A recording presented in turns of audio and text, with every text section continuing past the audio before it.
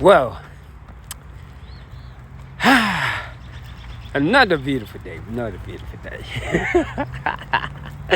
I'm starting this emotional talk very early. Right about now, I was actually just thinking about a friend of mine who is a scholar, PhD, professor, shall I say. And I think what I've noticed with a lot of my PhD professors, that their degrees sort of create a sense of ego. And that is because the way it's been taught. It is one thing to have a degree, master's and PhD, but self-education has to go into it. What I've noticed about colleges is syllabus are designed to only make you see from one side. Let me see this. Interesting. I like this. Syllabus are designed to make you see one-sided. But when you get a degree, or whatever we want to call it, and have your own self-education to where you study a lot, read different books, like the same way you would at college, education becomes a totally different ballgame. Your attentions are more geared towards community, people who are supposed to, that society brainwashers to call of low standards. So you gear towards that type of energy. Let me pause it real quick and just, I'm pointing this camera in front of me. I love what I'm saying right about now. Love what I'm saying.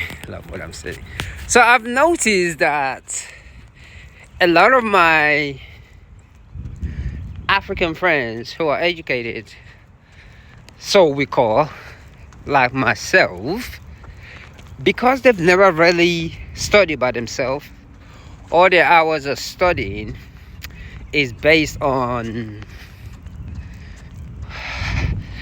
the grades.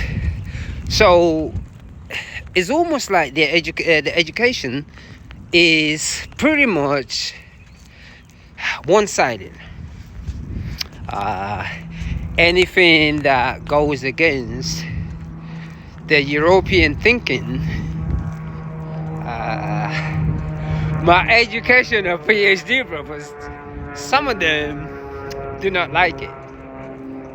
And what it does, it makes us clash heads, because I, myself, I've been around education. I've been around what many would call bush people. Look at that beautiful sight that I'm seeing right now. I've been around bush people, like literally. I've been around people who don't speak the language that I spoke. So that opportunity to live in Africa, I wasn't in the city, I was actually in the village. So I've been around educational, quote unquote, that everybody devises, what you call your educational. I've been around what you call your illiterate, people that cannot read, and I don't really see much of a difference. I've learned from all of them. My grandmother can barely read. Not even, what am I talking about barely read? She doesn't know how to read, period. So it's like speaking to a foreigner when I first went to Africa to visit. So that has opened my eyes to a lot of different things. So even though right about now, on this path, many would think because I practice yoga and meditate and run long distance, I will be around people that do the same thing. No, all my friends, our culture here especially is, all my friends are from what you call, they're from the hood. You know, there is just something about that segment of my culture that I just love over here. And mind you, I'm a first generation African. So when I tell a lot of people that I do not have African friends, people are looking at me like, what do you mean? I said, look, I have not been an African since I lived in Africa. I'm just like some, from Georgia. Because I'm fixing to go, it's just the culture that I've assimilated to. Let me pause for a minute. And I can say I assimilate to this culture of what I call the Black American. That is just because it allows me to question colonialism. Because colonialism is not something that you want to talk about, especially for somebody to talk like me, because you got to talk properly and all that. So it allows me. So I clash heads with, especially Nigerians. We clash heads a lot because I just question a lot of things about colonialism, and a lot of Africans just don't like that. And what I come to realize, I'm just moving away from cars. As you can see how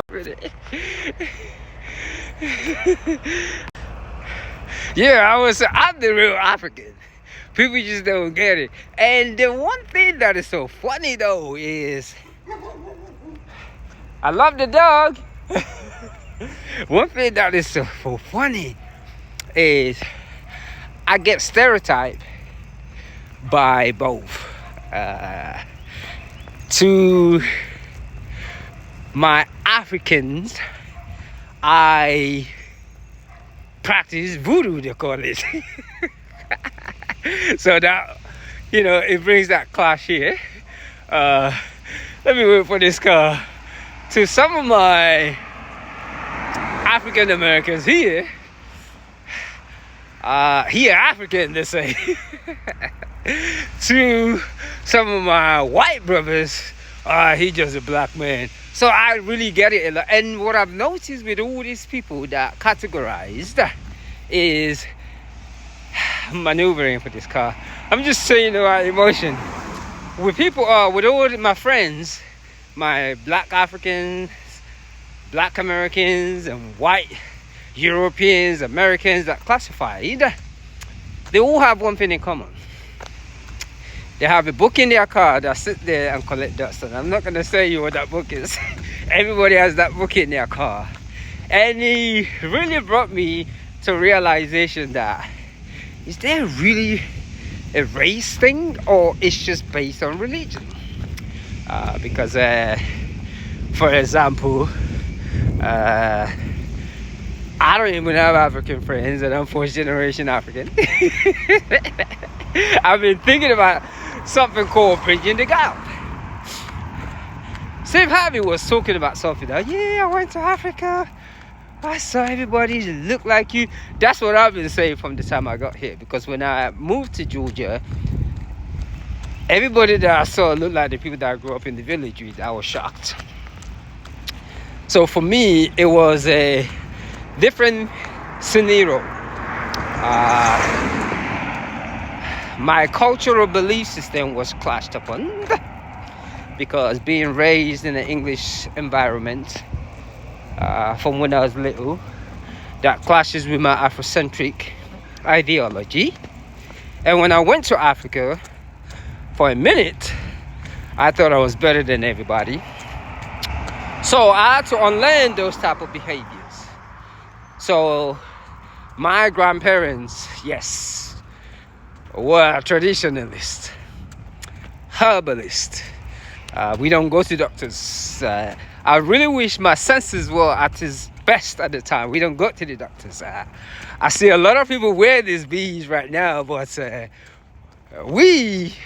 I, for one, I'm from the state of Ogun. Because a lot of people, when they hear the word if I hear, all they understand is Oshogbo now. I ain't from there. Metaphysics is real in the Ijebu area. But that's what I'm just saying this morning. So I'm just speaking. One love, one love, one love, one love.